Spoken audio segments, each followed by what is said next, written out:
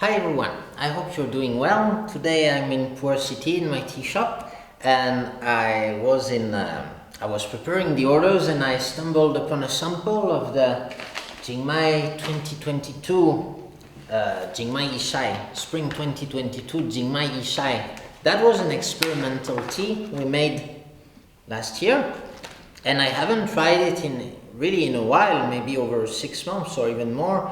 So let's try it. It was made, so we gave it a long weathering time, and it's more oxidized than a usual pour. But I'm not going to talk about a specific tea today. It got me thinking, seeing this sample, got me thinking about all these experiments and more globally the innovation in the tea industry. You can make a lot of different teas, so how do we make tea? Well, it's very much like cooking. Basically, you have one way to see it is that you have recipes. So you have those classic kinds of teas. You can start from the five famous families of tea. So like green tea, black tea, oolong tea, pu'er tea, white tea, and then yellow tea you can add as well. And you could think that each of those recipes have a kind of essence. There's something that you're looking for in a green tea that you might not look for in a pu'er tea, and that's why those two teas are different. And when you try a green tea, maybe you want to have some good fragrance, some umami, while for example umami is typically not present in pu'er tea. If you have umami in your pu'er tea, it's probably that there's something wrong in the processing, or you used a very strange material. For example, in white tea, maybe the sweetness would be the point, along with the fragrance.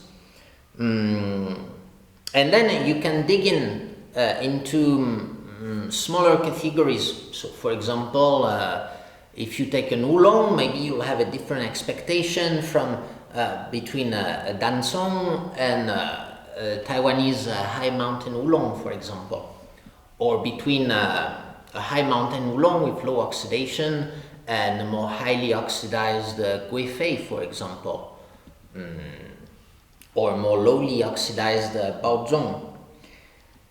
So when you start your tea making journey, maybe you want to follow some recipes because you want to learn how to make maybe a standard tea, a tea that's a classic.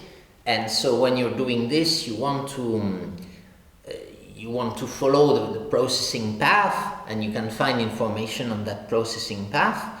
And you want to get acquainted maybe with what's the classic, like what would a classic Longjing taste like, or like a classic Jingmai pu'er tea would taste like. So you need to drink a lot of different teas to get a feel for that classic taste. And you will find that the more you drink tea, maybe the more you see the variation, but also the more you would be able to find some common things between those different. Let's say you drink 100 different Longjings. At some point, of course, you'll experience maybe a wider variation than if you just drink 5 Longjings. But you will have a stronger average. You will have a stronger opinion of what's the common denominator between those teas. Okay, and so in that way you could say you would understand the essence of a good Longjing, and then in the factory you will try to reproduce that essence. To reproduce that essence, of course, you can rely on some recipes, and as you build up experience, you can use your own alterations to those classic recipes. It's just like cooking, like you follow the recipe, but with the experience, maybe you will make some tiny adjustments that will give your tea something that you personally like, for example, to give a kind of personality to the tea.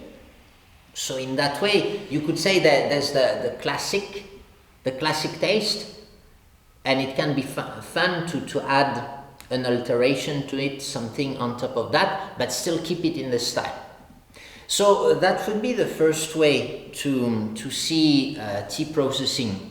You just learn different recipes. And that's what most people do in the factory. They will tell you they know how to make moonlight white, how to make pu'er tea, how to make Yunnan sun-dried black tea, okay?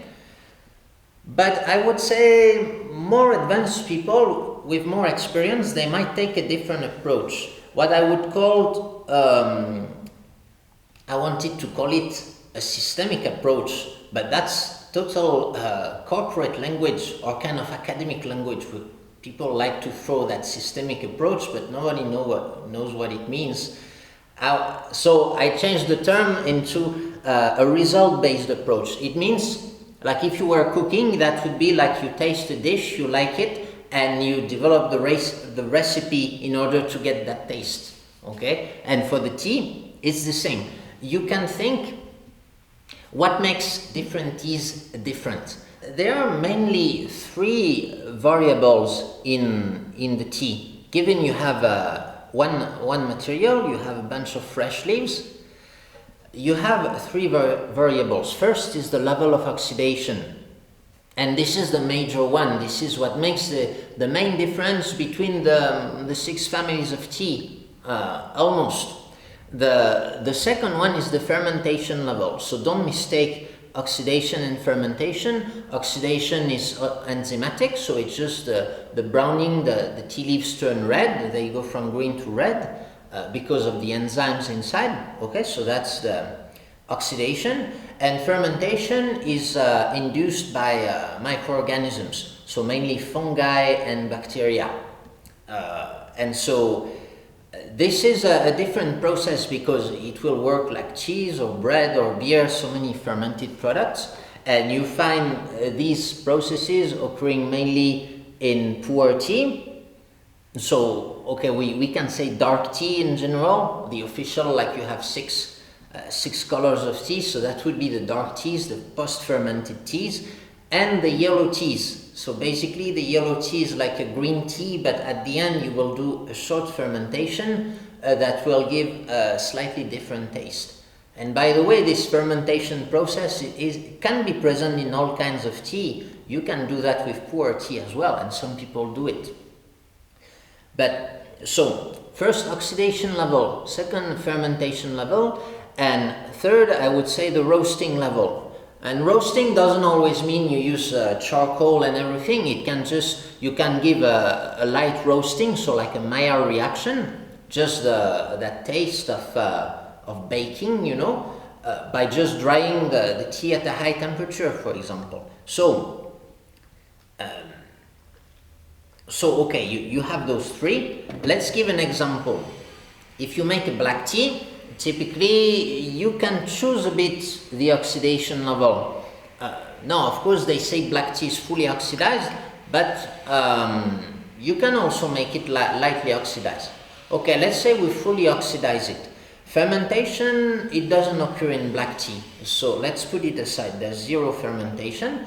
But then the roasting, that's what I was just talking about. Then why do those Yunnan black teas have this malty, chocolatey edge, that side to the fragrance? It's because here people like to use some people like to use a high temperature, so they use hot air to dry the tea, and depending on the temperature can go from 80 degrees Celsius to 140, I would say, and depending on the temperature and how long you dry the tea and these things, you will get more or less of that malty taste. You will get more or less of that roasted taste. And of course, if you feel brave, you can even charcoal roast it after that, or you can roast it in a wok. And so you can make Yunnan black tea with different levels of roasting, for example. But let's even get rid of the name. Let's say your tea doesn't have a name. You just have the raw material, and so you have three parameters that you can play with. Let's give those three parameters just three options. So for example, oxidation, that could be no oxidation, medium oxidation, and high oxidation. Fermentation, the same. Most teas have no fermentation.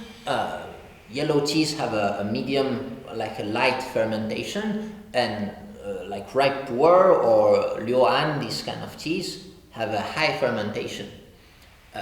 And roasting, same, you can have no roasting at all, or a light roast, or like a high temperature drying, and a heavy roast. In practice, you could refine it into more levels of detail, of course, because oxidation, I would say you have more than no oxidation, medium and high. Same for roasting. So, but let's say you have three. Well, you have three parameters and three options in each parameter, which means that with one kind of material you can make 27 kinds of tea. So you can see that it's not too hard to make a different tea. So here I'm not talking at all about how to achieve that result. How will you get a medium oxidation combined with a medium fermentation combined with a high roasting?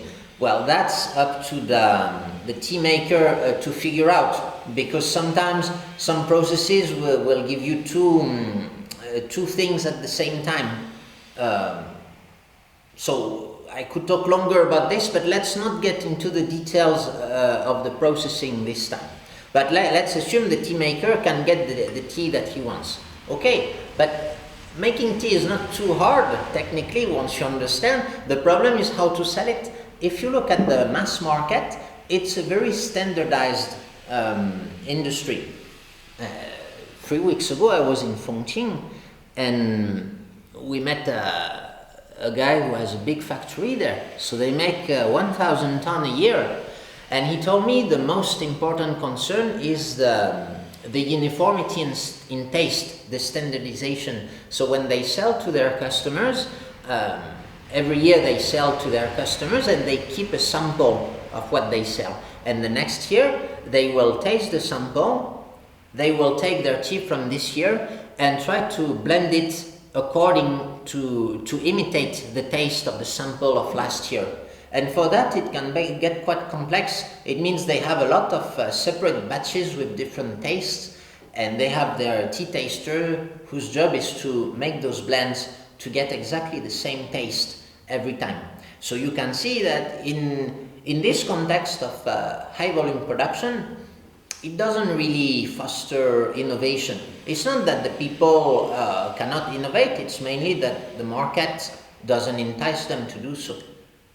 Now, of course, you have the specialty tea market, and it's especially strong in China. You have a lot of tea enthusiasts, and this in a way kind of work like fashion, you know, like clothes, because you can have trends.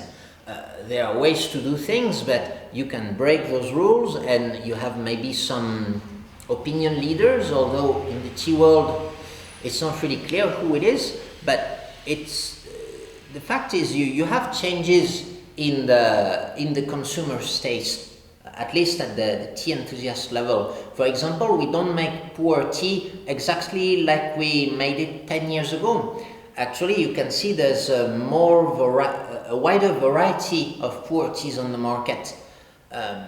While in the past, like 20 years ago, people didn't put that much effort into processing tea. So you had a variation, but this variation was unintentional. It was mainly depending on each mountain. You know, like in Yiwu, you'd have a very short satching, then in Bulangshan, you'd have a smoky taste. And then once people got more professionalized, first you had a step of standardization, and most people have reached this step. They can produce a standard pu'er tea according to the recipe. And then some people go beyond that and try to put some style into the tea, get their own style. And that's why then you have some people who like more highly oxidized pu'er tea. So you can see that tea I haven't started drinking yet. Yeah, this tea, it's oxidized and it's slightly roasted. It's not too bad actually, but it tastes a bit more like a black tea now, a bit more than what I remember when I tasted last year. So you have some people who want to add their own style to the pu'er tea. So some people might like it like this. Now it's a bit of an extreme example, but you can process the tea a bit on the redder side or more a bit on the greener side, pushing the Shaching. That's typically what we like to do with our tea. We like the greener leaves. I think it gives a more vibrant soup with the good. Huigan, yeah, usually the vibrance supports the Huigan and the bitterness well, but some people prefer softer teas, so it depends. And you have that innovation. This innovation is possible because the tea enthusiasts are open to that innovation. We can imagine that people have different tastes, and that's what makes these different teas marketable. If you go to Lipton, you want to sell tea to Lipton, you must make a very standardized tea, and people, they won't accept like a lowly oxidized black tea or fun things like this, because it's not what their customers want. I mentioned oxidation, roasting and fermentation, but it's not only a matter of intensity. Here you can also twist a bit. For example, the oxidation. What's the thing in an Oriental Beauty or in a Darjeeling Second Flush? You can have an oxidation given by the insect bites. So that's something that would be outside the range. It will give a result that's slightly different from just using standard oxidation in the factory. Now, how to achieve the oxidation in the factory? You can also have oxidation just on the side of the leaves with the shaking, compared to a more homogeneous oxidation with the rolling. So that would be another way to do this. You could also play with the gas, with the environment. So if you deprive the oxidation room of oxygen, you can replace it with nitrogen and make GABA tea. So that's how GABA oolong is made. For some time they stop the oxidation by depriving the tea from the oxygen, but with the nitrogen instead something else occurs, and you also get a specific taste and those psychoactive compounds in the tea. If you look at fermentation, of course, the main difference would be microbial activity, what kinds of microorganisms grow in that. And that's a huge topic, so I don't want to open it during this video because it's way too vast. And for the roasting, again, you could do electric roasting, so just a neutral taste, pure Maillard reaction. You could do charcoal roasting, which will give you a bit more of that maybe woody fragrance, generally more complex. Or you could even go further and just smoke the tea. Okay, so to have smoked tea, that's fairly uncommon, but you can see that smoked tea also sells well in the West. I'll give you examples of changes that have occurred in the past decade. So one, of course, I mentioned the wider range of processing, especially in the Shaching for pu'er tea, but these innovations also concern other teas. You can imagine the market is quite dynamic, and there's some sort of competition between the regions. So 20 years ago, the most famous teas were like Tieguanyin, Longjing, and maybe Ta Hong Pao. And then pu'er tea came, and it started challenging that concept, because a lot of people were, you could say, like not so hardcore, like casual tea enthusiasts. They liked the Tieguanyin, the nuclear green Tieguanyin, okay?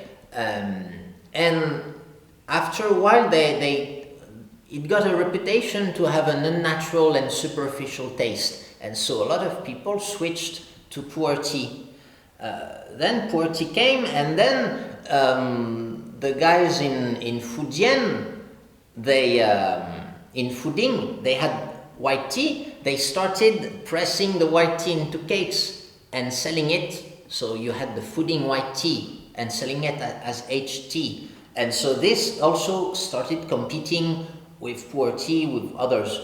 And so I don't know exactly what they do now in Fujian, but you can imagine that if you're struggling to sell your tea, you're going to try to innovate. Maybe if people don't like the nuclear Tieguanyin, you can try a higher level of oxidation. You can try some roasting. Actually, I find the Taiwanese Tieguanyins are in my opinion, much better, much more complex, and have more personality than the typical nuclear green Tieguanians that you find in Fujian. But I think nothing prevents the people in Fujian from making a different style of oolong tea. Oolong tea is a lot of fun because you have the whole range of oxidation level to play with and the whole range of roasting. So it's kind of the most versatile tea set within a family. Due to the fame of the Baimudan tea, of the Fujian white tea, the tea producers in Yunnan, they started processing their white tea in the same way as in Fujian. So traditionally, the moonlight white we make here, it's only dried in the shade in the factory, okay? So you don't expose it to the sun. But with the Baimudan, it's different. It's half dry, it's half sun dried and half shade dried. So what you can do is expose it in the morning. In the morning and evening, you put it outside, so you have low intensity. Some things I've heard about is also you can have some kind of roofs which are like half glass and half aluminum sheets, and that way they will only get half of the sun as the sun rotates during the day. That's quite a fun design.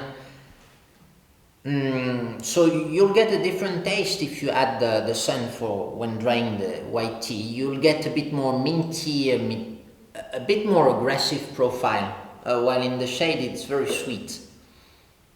But they have, like now Fujian white tea is famous, so the tea enthusiasts seem to like the taste of Fujianese tea, of the white tea, so people in Yunnan will try to copy it.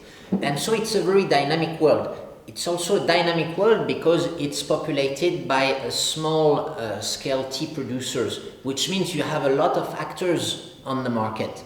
If you compare to Indian tea estates, for example, look at Darjeeling, I think you have only like 50 or 100 maximum, I think, tea estates, which is not a lot considering the size of the area. In the same area in China, you would maybe have 2,000 different producers, and so that would mean a lot more transactions, a lot more interaction between the tea buyers and the tea producers, so they will know whether they like this new kind of tea or not. More interaction also between the tea producers and their neighbors, so you will have more exchange of knowledge. And this environment creates more innovation because very quickly people will be researching, and if a breakthrough is made, if we discover a nice way to make a new tea, you can be sure that the neighbors will come to copy your tea, and the buyers will keep buying that tea, so there will be more demand. It's a very organic development of the technology. And this is a technology, this is a dynamic that doesn't really occur in the countries where it's mainly tea estates, because the tea estates tend to be more closed off, and the employees also are maybe not that much motivated into making an innovative tea. Fortunately, our business model allows us to innovate because we're small-scale tea producers, which means we can take more risk. We also have less running costs than a big tea estate. So, for example, that guy we visited in Fengqing, sure, he likes tea, and he produces like 1,000 tons a year, so it's a pretty big factory. And so they basically make one product every year. That's, one product which they can custom then adapt through blending to the customer's taste. But basically the product is a cheap Yunnan black tea.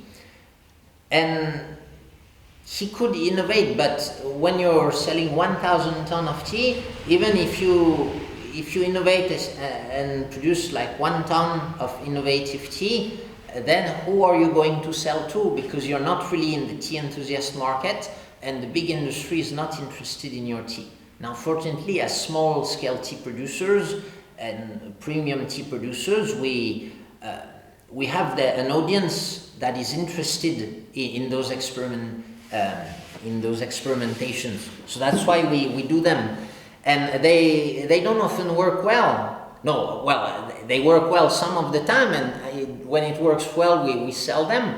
But I also do a lot of tea just for fun to see what happens. Even sometimes with just a handful of tea that you can take off from a main batch and just see what happens.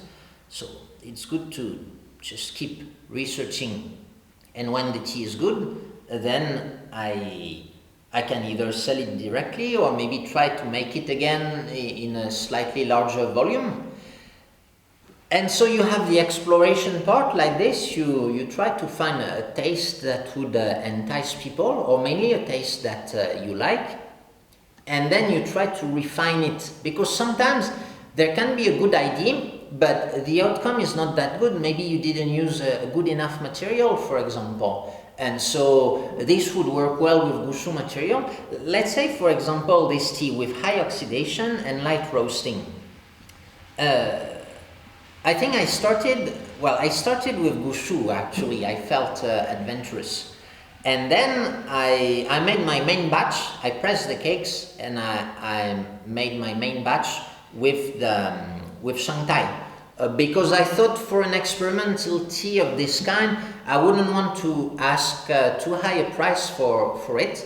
And so I thought it was appropriate, mainly because there's the roasting involved, and I feel it's a bit too bad to waste some good material, because roasting tends to take on a lot of the good stuff in the tea. I think roasting is good when you have a slightly weak tea, for example, and you want to build up the complexity.